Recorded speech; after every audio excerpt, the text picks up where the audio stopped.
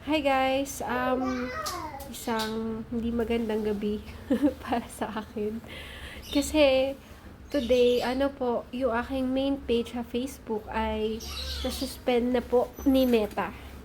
Dahil daw po yung account ko, yung Facebook profile ko ay may nakalink sa Instagram account na hindi daw nagpa-follow ng rules. So, yung account na to ay hindi ko naman account. Ano siya, isa siyang alien. Hindi ko alam kung sino yung ewan ko, basta ito, pakita ko sa screenshot.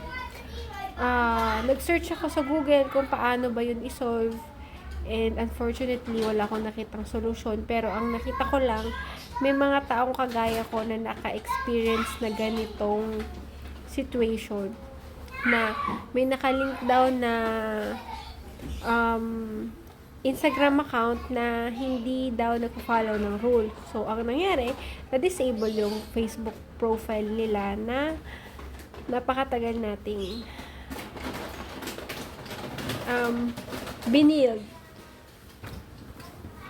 15 years ko din siyang profile. Tapos ngayon, wala na. 'Di ba? Tapos bukod dun, yung Facebook page na binild ko, na meron ngayon 7,000 followers, pinaghirapan ko din yun, pati yung mga content doon. Naka-up pa siya.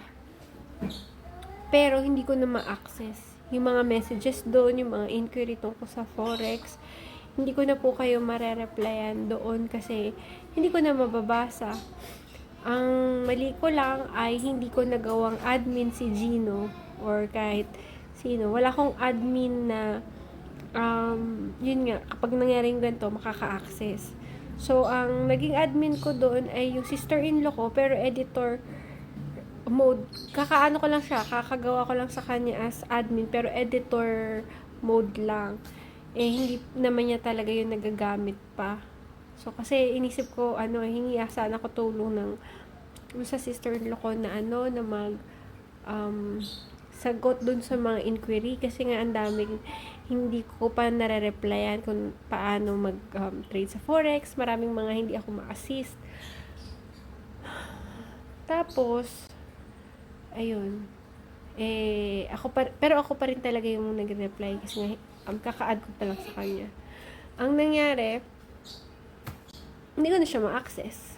Naka-up yung Facebook ko, makaka-comment ako as ibang profile, pero yung mismo mga nag-message doon sa aking account sa page, wala na. Hindi ko na siya ma-read. Hindi ko alam kung anong gagawin ko. If simulan ko na bang gumawa ng new main account, sinisip ko kung uulitin ko ulit yung Facebook page, doon ko i-upload or doon ko i-upload sa YouTube na lang. Hindi ko alam eh.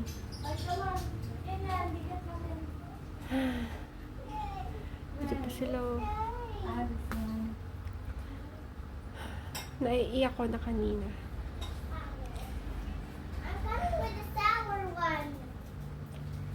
Hindi ko alam. Hindi ko alam gagawin.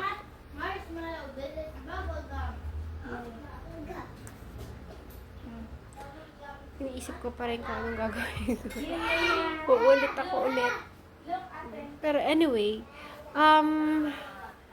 yun. Basta, kung may tanong kayo, kung napanood nyo tong video, just, message na lang doon sa BitFX PH page, na-access ko pa rin siya. Tsaka, mag-comment kayo doon sa Forex Trading Philippines by BitFX PH. Tsaka, sa Telegram, ako rin po may account doon, yung BitFX PH na Telegram account. So, doon nyo muna ako i-kontakin. Tsaka, gagawa ako ng temporary Facebook profile siguro muna. Baka sakaling, mag-up pa. Hindi ko talaga alam. Or sa YouTube na lang ako mag-upload ng mga videos. Kasi bala ko talaga gumawa ng mga frequently asked questions videos para, mas madali ko kayong mag-guide. Kasi may video. Kaya lang, Baka sabi ni Lord, wag daw muna ako sa Facebook, sa YouTube na lang. Kasi mas malaki yata doon ng ano eh. Yung monetization. Hindi ko alam. Nabasa ko lang sa search. Mas malaki daw yung monetization ng mga ads doon. Pero ewan.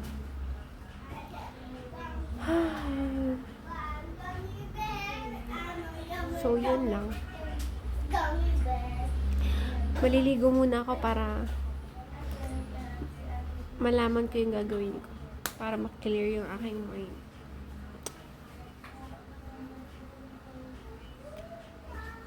On the brighter side, at least top 1 social trader tayo sa Light Finance. Na may pinakamaraming copiers.